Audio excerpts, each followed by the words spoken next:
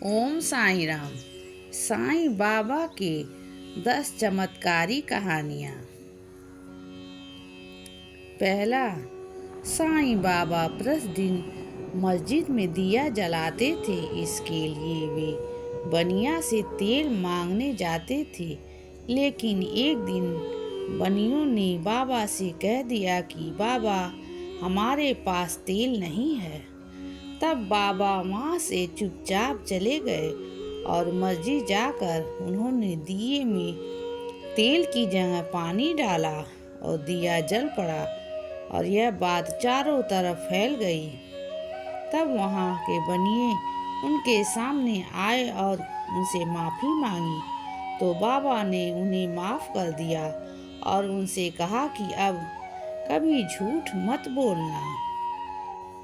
दूसरा, एक बार बाबा का भक्त बहुत दूर से अपनी पत्नी को लेकर बाबा के दर्शन के लिए आया और जब वह जाने लगा तो जोरों से बारिश होने लगी।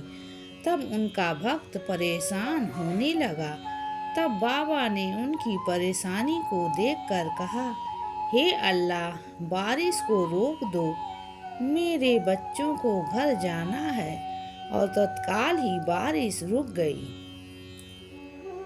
तीसरा, एक बार गांव के एक व्यक्ति की एक बेटी अचानक खेलते हुए वहां के एक कुएं में गिर गई। लोगों को लगा कि वह डूब रही है।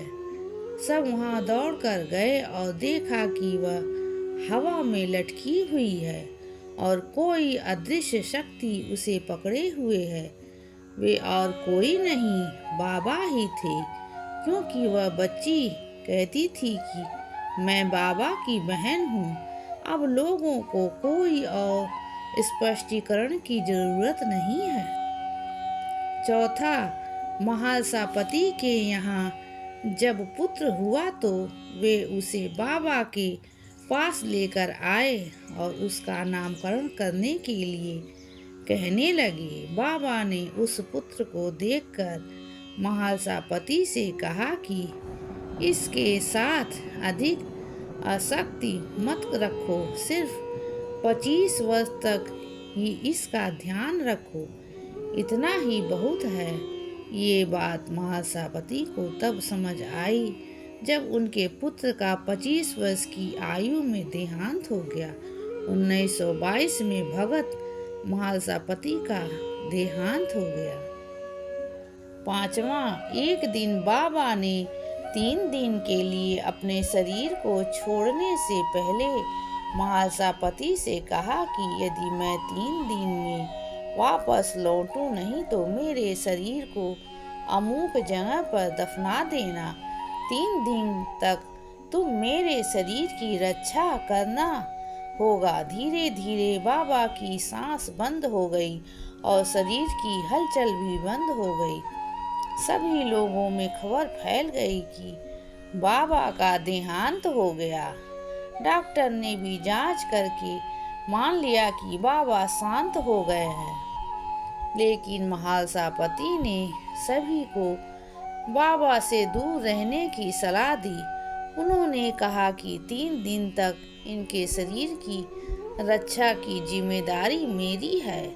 गांव में इसको लेकर विवाद हो गया, लेकिन महासापति ने बाबा के सिर को अपनी गोद में रखकर 3 दिन तक जागरण किया। किसी को बाबा के पावन शरीर को हाथ भी नहीं लगाने दिया। 3 दिन बाद जब बाबा ने वापस शरीर धारण किया तो जैसे चमत्कार हो गया, चारों ओर हर्ष व्याप्त हो गया।